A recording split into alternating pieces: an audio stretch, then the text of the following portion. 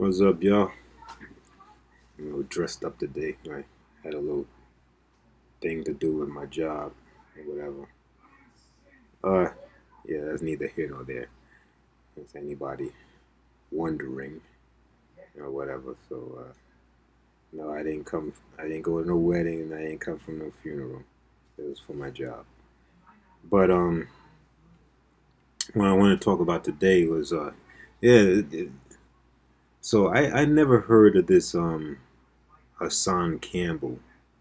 Um, and I'm gonna admit I didn't do too much research on him because the things I saw, and sometimes it's good to really know a person and get different viewpoints on life and different aspects of ideologies and things like that.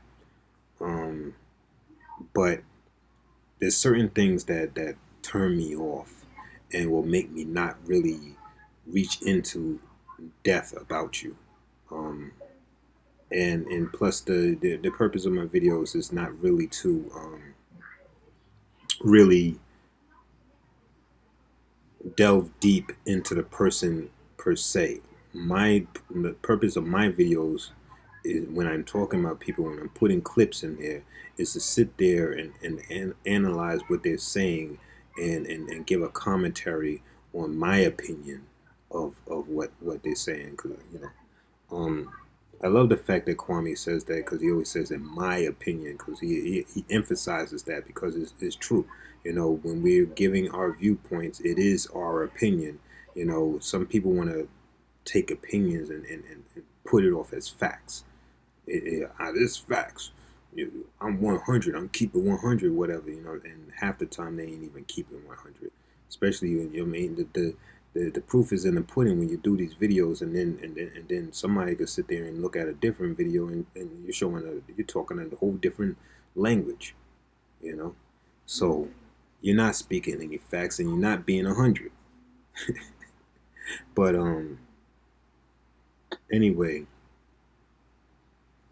I didn't delve deep into him because from what I saw, it turned me off because I can't. I'm gonna say I can't stand dudes like that. He you know, he's from NY. I believe he mentioned Bronx River, and I know Bronx. Anybody who knows Bronx River is a rough, always been rough projects, always been a rough area, always been crime ridden or whatever. So you know to deal with that. But he is the classic New Yorker, and I'm from New York. For those who don't know, but I'm from New York, and he's the classic New Yorker that turns me off. I'm from New York. I'm saying we don't play that from where I'm from. I'm a street dude. Da da da.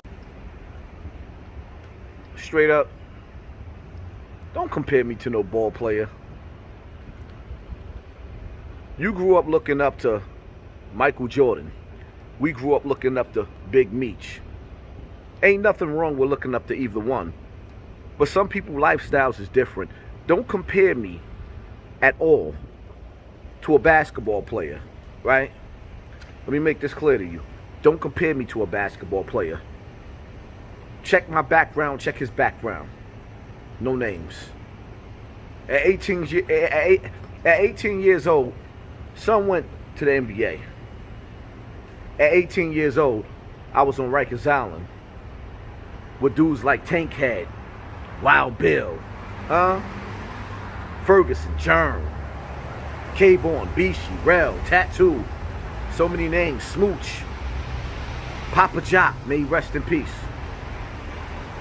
When son was shooting jump shots in the NBA and Michael Jordan was mushing and smacking them, I was on Rikers Island in the bullpens.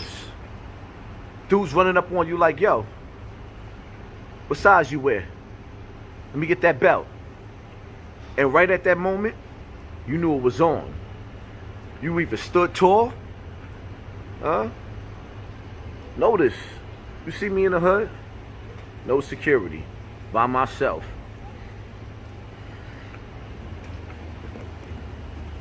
by myself. But when I'm by myself, I ain't by myself. Don't compare me to an NBA dude. Please don't. No disrespect to anybody in the NBA. Sometimes niggas gotta shoot a wicked jump shot. Sometimes a nigga gotta rock a nigga snot box. Especially dudes from Brooklyn. That's one of the reasons why I don't care for Brooklyn or whatever. I was born in Brooklyn, raised in the Bronx. I didn't spend time in Brooklyn. I mean, other than a short stint when I was living out there. But I never cared for Brooklyn cats because all they care about is being tough, smoking, drinking, and having sex. Now, nothing wrong with those things, but when that's your sole, basis of life,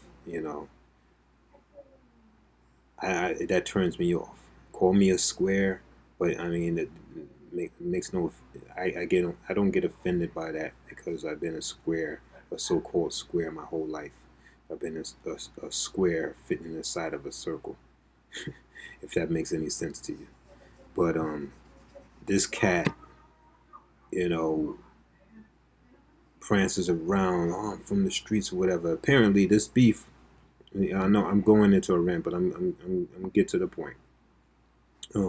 This beef between him and Kwame started because apparently somebody sat there and was in Hassan's DMs comparing him to Kwame. So he decided to make a video. But I'm gonna let y'all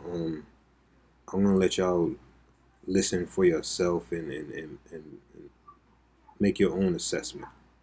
That's another point of my videos. Make your own assessment, and watch the clip. That wasn't about me. Let's nip this in the bud. As a man, I'm gonna apologize as a man because the reality of it is you didn't do nothing to me. So to cut all the bullshit, as a man, you didn't do nothing to me. I stepped on your toes. I respect some of the things. First of all, let me say this, right? When I first started hearing about you, automatically, the first thing I said was Boule. I didn't do my homework. I didn't look to see whether you was a credible dude, which your fight was. Later on, I seen the Judge Joe Brown joint, which I thought was dope or whatever the case may be. But just to give you who I am, when it comes to anybody that comes from Hollywood, the music industry, any of that, I look at everybody sideways. So I prejudged you according to that. So when I'm saying don't compare me to somebody in the NBA, it's no disrespect to you. It's just basically saying that your struggle and my struggle was totally different. I'm not glorifying the prison life. I'm just saying I had to go through the hellfire. At 18 years old, you was rich. I wish that I could have sent my mother off and bought my mother a house instead. At 18 years old, I was in jail for murder, and my mother had to move out of Bronx River to Far Rockaway to get away from the crime scenes. So I'm not sitting up there saying that I'm glorifying that. I'm just saying that the path that you took, which was a good path, and the path that I took was a different path. So when people be comparing, like my options and your options was totally different. It's what I was trying to say. How can you say that? You can't come to that conclusion. There's no options. It's decision making and behavior. My behavior was different than yours, so I got different outcomes. You got to start telling kids the truth.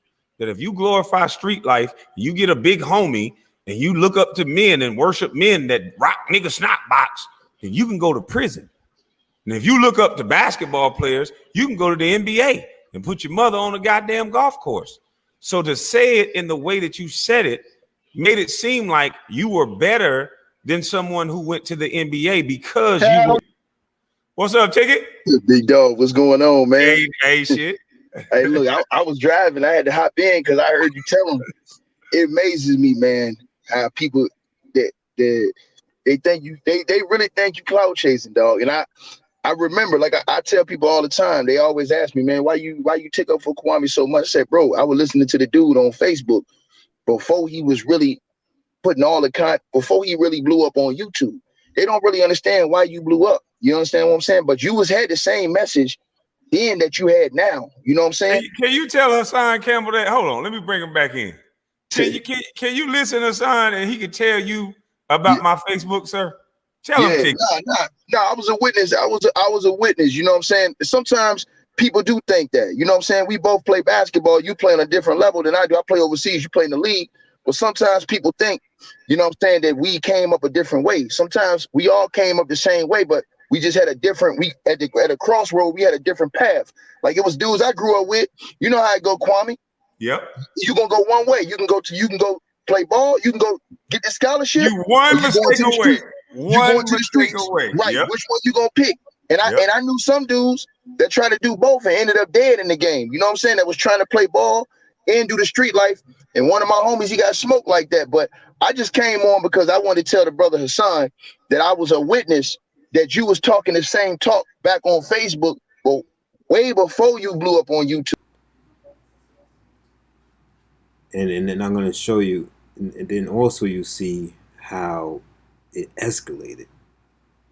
You know, he you know, him and Kwame, you know, had the live last night, and you know, Hassan apologized. He said, you know, he admitted he didn't do the research. He didn't do the research. He just, you know, jumped the gun, and you know, did a video about Kwame, and then he apologized. And Kwame said, look, I don't accept your apologies. The same way he didn't accept Charlamagne the God's apology. And he has every right to sit there and not accept it.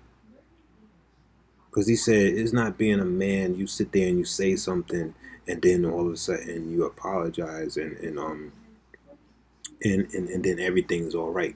And he has a point there. He has a point. You know, if you're a real man, you stand by your words or whatever. Also, he makes the point of, you know, don't talk about what you don't know. And that resonates with me because I say this pretty much all the time. I say this to a lot of people. I don't like to talk about what I don't know. And if I don't know, I have no problem sitting there telling you I don't know. I'll look it up. I'll research it. I'll get back to you. I have no problem saying that. I will never sit here and act like I know about something. I'm not going to sit here and say, oh, yeah, blah, blah, blah, blah, and blah, blah, blah, blah. And I'm saying, talking straight BS because I don't know what in the world I'm talking about. But I come across a lot of people like that. They're so willing to feel important or feel they're right about something that they'll sit there and make up stuff as they're going along just to sit there and seem important or seem smart. And then all it does is make them look dumber. So, you know, shout out to Kwame for pointing that out. He admitted it. He said he didn't do his research and he did the thing. He apologized, but Kwame was like, "Nah, I don't swing that way. You're not gonna sit there and talk about somebody you don't even know. You don't know nothing about, and you even admitted you didn't know nothing about him, and you did this video, and then you're gonna come and apologize, and everything is all right." So after Kwame didn't accept the apology, it escalated. And y'all watched the clip on that too. Excuse me. It escalated and turned into wanting to fight. No, you are. Because when a man apologizes, it's either two things that's gonna happen. We gonna knuckle up or we gonna walk away. What the fuck we doing? Sir, you don't want neither one of that. But what I'm saying is, put your money where your mouth is at. Can I answer? I will fuck you up. I will fuck you up, and I'll fly to your property. When? Whenever you ready. Whenever you fucking ready. Nigga, you got me fucked up. If we can't make peace, I don't want to argue. So what I'm going to tell you is, hold up. Instead of you playing this Tommy Sotomayor shit that you playing, right? Why you keep bringing up this man's name? Because you got his whole swag. I thought you were studying me, but you that nigga too. And my whole thing is, I'm not over talking you. You over talking me more like Tommy. If I said, let's make peace. Your people see you. Fuck the people. Wow. Fuck is you talking about? I don't worship them. Fuck them. And nigga, fuck you too. If we can't make peace and you still want to talk, then let's fight. What Let's I'm set trying that up. Fuck all the what bullshit. what I'm trying to Because you ask you. playing mind Okay, games. okay, cool. And either we go, I'll either, get either you gonna hold accept, on, hold either on. you gonna accept the peace or you ain't. Fuck you. I'm not gonna accept the peace. I'll get All to the right, then flight. eat a dick, then, nigga. Let's. Easy, boy. I promise you, I will pay for your flight tomorrow. Tell me where you want your flight at, and I'll pick you up, and I won't slap you until we get to 625 Palmetto Drive.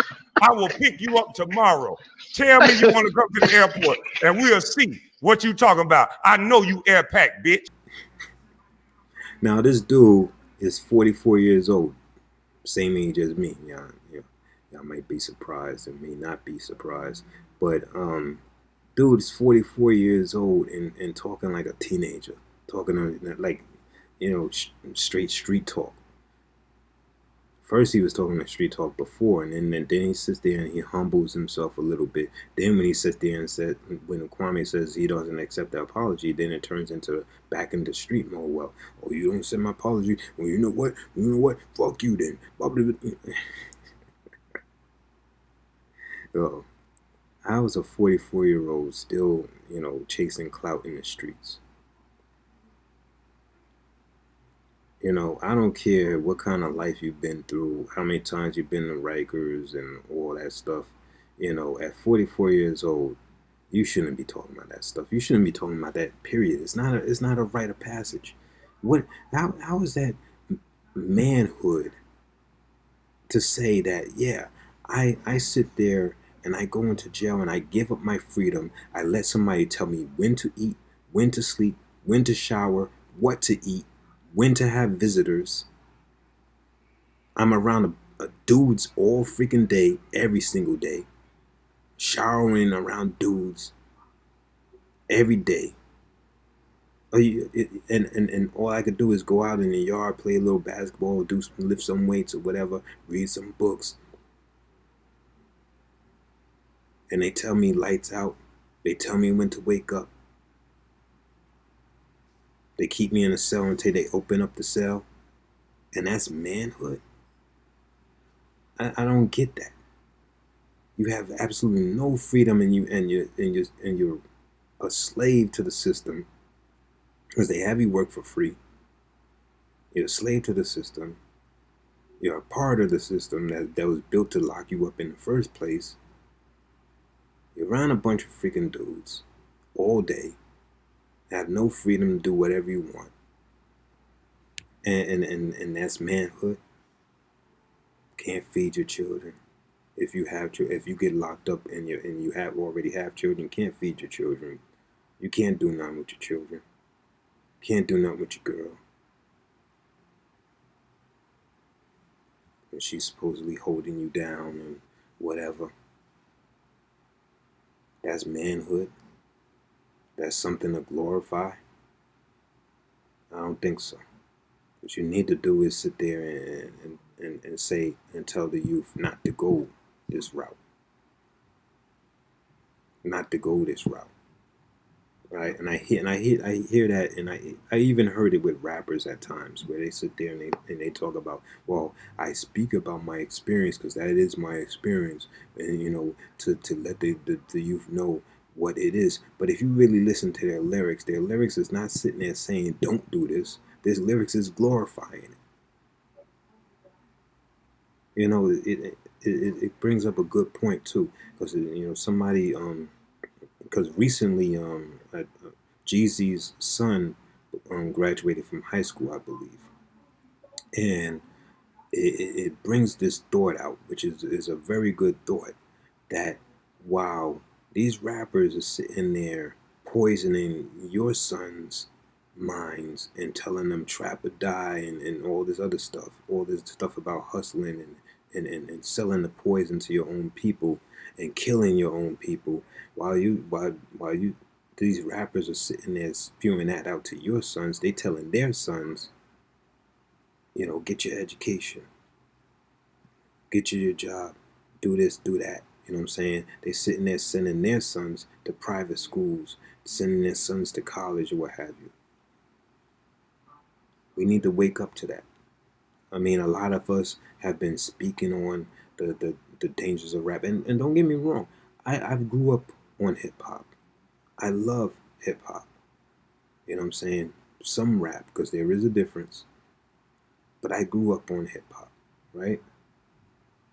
But at the same time, you look through my playlist. When I had, physical CDs, if you look through all my CDs, I always had more R&B than I had rap, hip hop. If I was in the industry, um if I did go into it, for those who don't know, I did write rhymes when I was a teenager. I put in demos. I've even made beats. I have a whole catalog of beats. I just stopped doing it. You know what I'm saying? But if I really pursued it, I guess I would be somewhat like D Nice, where you D Nice was part of the BDP crew. He was a rapper. He had at least two rap albums. But when you listen to Club Quarantine, he's playing R&B, old school R&B at that, almost all the time. He barely plays any freaking hip hop, barely. I guess I would be the same way. But anyway, the point of the matter is that, you know, we have let our kids be poisoned by that music for a long time and still being poisoned. And then nowadays, it's like they're not even just talking about selling, but half of them not even talking about selling drugs. They talking about using drugs. They've gone from drug dealers to drug users.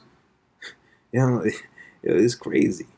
They talk about taking drugs and getting high and Xanax and this and that, and then and I guess they get so high that that's part of the reason why you can't understand what they're saying.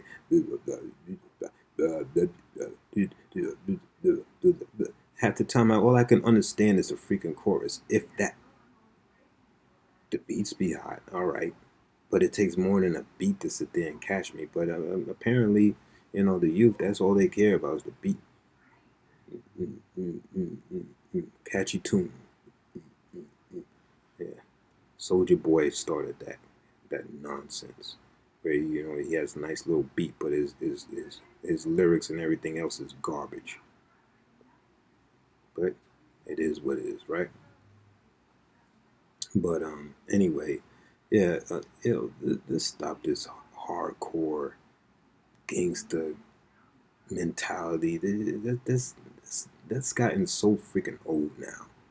And then you still have some rappers that want to come out. They coming out now. They still doing underground, and they still talking that same thing. It's like, why would I want to? If I was a record mogul, why would I want to sign you?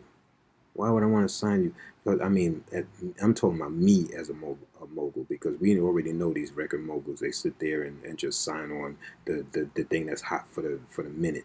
You know, they don't care if it's going to be a longevity type of thing. They just want what's hot for the minute and get their money and go to the next new craze or whatever. But me personally, if I'm a rap mogul, I'm looking for new talent. And if you're sitting there spewing out the same type of lyrics I've heard over and over again through the late 80s, 90s, early 2000s, I'm not going to sign you. For what? You're saying the same thing that everybody else has said. Shoot this, kill this, blah, this, blah, this. Come on, man. We gotta do better. We gotta do better. You know. And like I said, I before this, I never even knew who Hassan Campbell is. I still don't really know who he is, and it doesn't matter, because if you're 44 years old with that same mentality, then you're lost. And I'm gonna leave y'all with that. Peace.